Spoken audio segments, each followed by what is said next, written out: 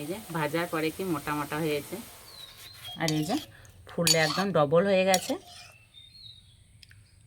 দেখতে কতটা লোভনীয় হয়েছে, দেখেই খেতে ইচ্ছে করবে। নমস্কার বন্ধুরা, আমি মধুমিতা। তা বন্ধুরা, আমাদের এদিকে সারা দিন আজকে বৃষ্টি হচ্ছে, আর এই যে কিছুক্ষণ হলো বৃষ্টিটা একটু পড়া বন্ধ হয়েছে। আর এই বৃষ্টির দিনে না টুকিটাকি কিছু খেতে ইচ্ছে করে। তা আমার ঘরে কাঁঠাল ভাঙা আছে, আর কাঁঠাল খেতে আমার ছেলেরা খুব একটা পছন্দ করে না। সেই জন্য ভাবলাম এই কাঁঠাল দিয়ে আজকে আমি নরম তুলতুলে রস বড়া তৈরি করে দেখাবো। এই রস বড়াগুলো তৈরি করে খাওয়াও হবে আর আপনাদের সঙ্গে শেয়ার করাও হবে। তো প্রথম থেকে শেষ পর্যন্ত ভিডিওটি দেখবেন, আশা করছি খুবই ভালো লাগবে। কাঁঠালের রোয়া নিয়ে চলে এসেছি রান্নাঘরে। এবার এই বীজগুলো বার করে নেব।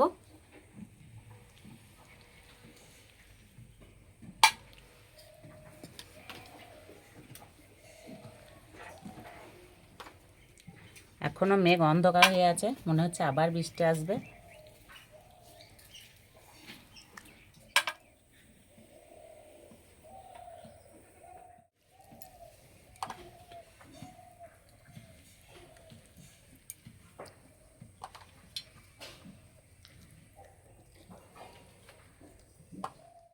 সব বীজগুলো ছাড়িয়ে নিয়েছি, আর এখানে একটা ছাঁকনি নিয়েছি। ছাঁকনির সাহায্যে কাঁঠালের রস বার করে নেব।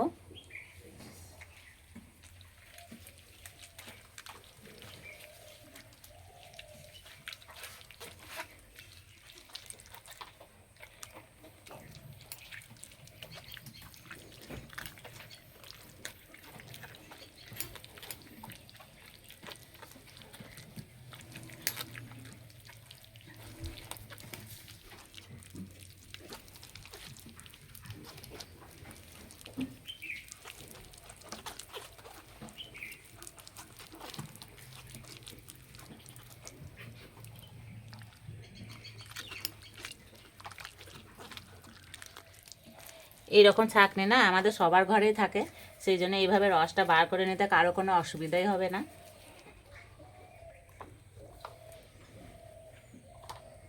অনেকটাই রস বেরিয়েছে। উনান জেলে উনানে কড়াই বসে দিয়েছি। কড়াইয়ে দেবো এক বাটি সুজি।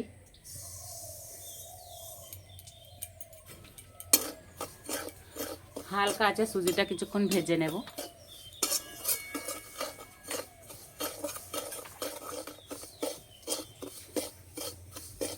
সুজিটা একটু ভেজে নিলে না সুজির কাঁচা গন্ধটা চলে যাবে, আর এই রস বড়াগুলো খেতে না দারুণ লাগবে।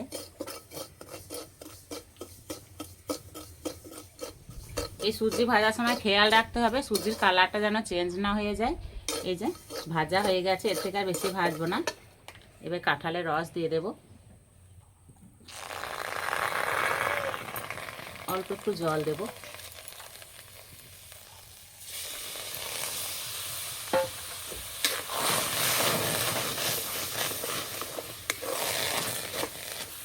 হালকা আছে সুজিটা শক্ত করে রান্না করে নেব।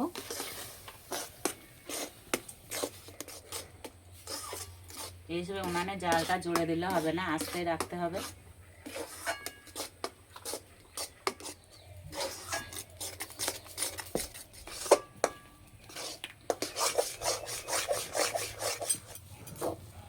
এই সুজি রান্নাটা যে থালাতে আমি ঢালবো সেই থালাতে একটু ভালো করে তেল মাখিয়ে নেব।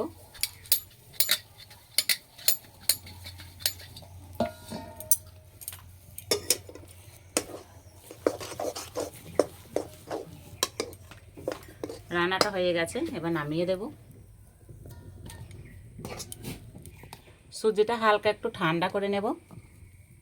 এদিকে অন্য একটা কড়াই বসিয়ে দিয়েছি। কড়াই দেবো এই বাটির হাফ বাটি চিনি, দেবো এক বাটি জল,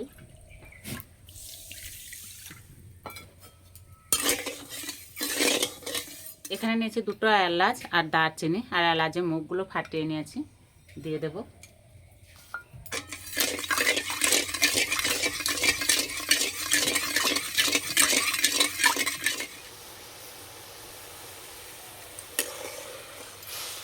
চিনি গলে যাওয়ার পর বেশ কিছুক্ষণ ফুটিয়ে নিয়েছি, আর রসটা একদম রেডি হয়ে গেছে। এবার নামিয়ে দেব।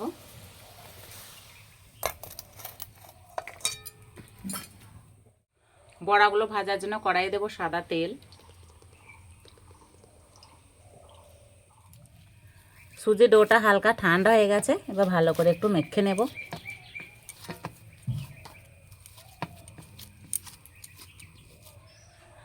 হাতে একটু তেল নিয়েছি, তেল নেওয়ার কারণে হাতে আর চিটচিটে হয়ে লেগে যাবে না।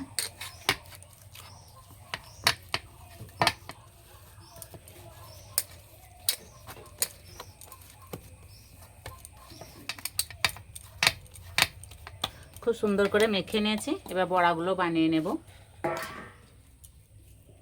এইভাবে ছোট ছোট করে নেব আর এইভাবে গোল গোল করে নেব। এই যে একটা হয়ে গেল।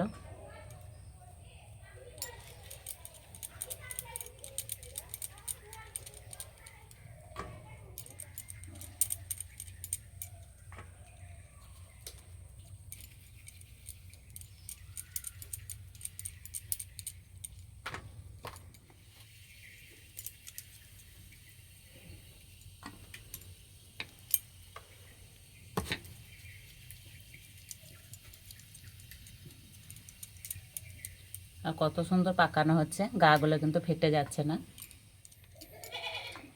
সবগুলো একই সাইজে হয়েছে আর দেখতে কত সুন্দর লাগছে। এদিকে তেল গরম হয়ে গেছে, এবার ভেজে নেব।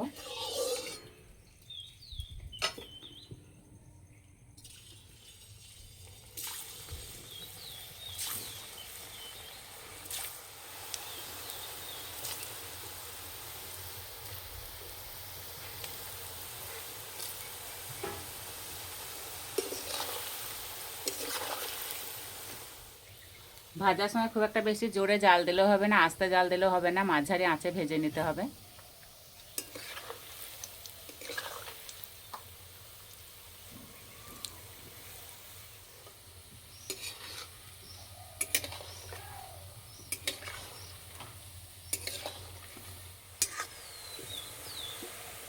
এই যে ভাজার পরে কি মোটা মোটা হয়েছে।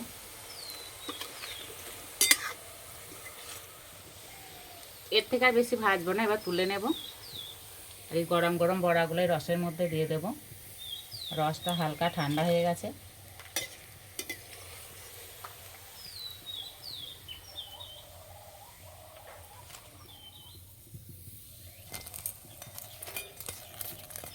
দশ থেকে 15 মিনিটের জন্য চাপা দিয়ে রেখে দেবো। এতে বড়ার ভেতরে রস ঢুকে যাবে আর বড়াগুলো একদম নরম তুলতুলে হয়ে যাবে। 10 মিনিট হয়ে গেছে, চাপাটা খুলে দেব। আপনাদের হাতে যদি বেশি সময় থাকে তাহলে আরও 10 মিনিট রেখে দিতে পারেন। আর এই যে ফুললে একদম ডবল হয়ে গেছে। এবার একটা প্লেটের মধ্যে তুলে নেব।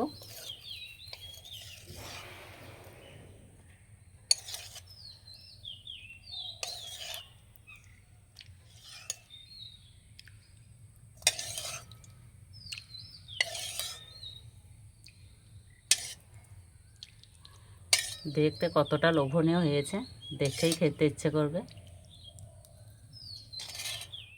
এবার খেয়ে বলবো কেমন হয়েছে। আর আমার সঙ্গে আছে আমার ছোট ছেলে অনিরুদ্ধ।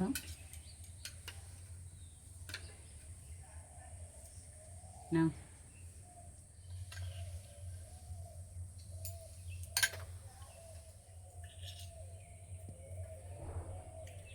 আর একদম নরম তুলতুলে হয়েছে।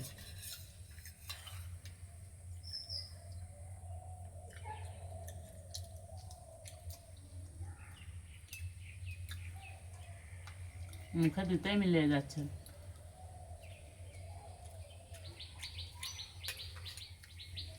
যা খেতে হয়েছে না, বলার কিছু নেই, দারুণ খেতে হয়েছে।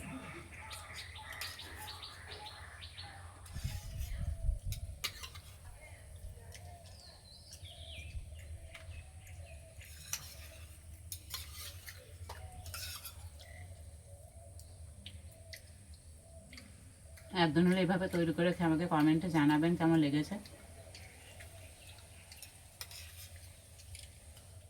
আজকের রেসিপিটি ভালো লাগলে বন্ধুদের সঙ্গে শেয়ার করবেন, চ্যানেলটি সাবস্ক্রাইব করবেন। তাই এই পর্যন্ত আবার অন্য কোনো রেসিপিতে দেখা হবে। সবাই সুস্থ থাকবেন, ভালো থাকবেন।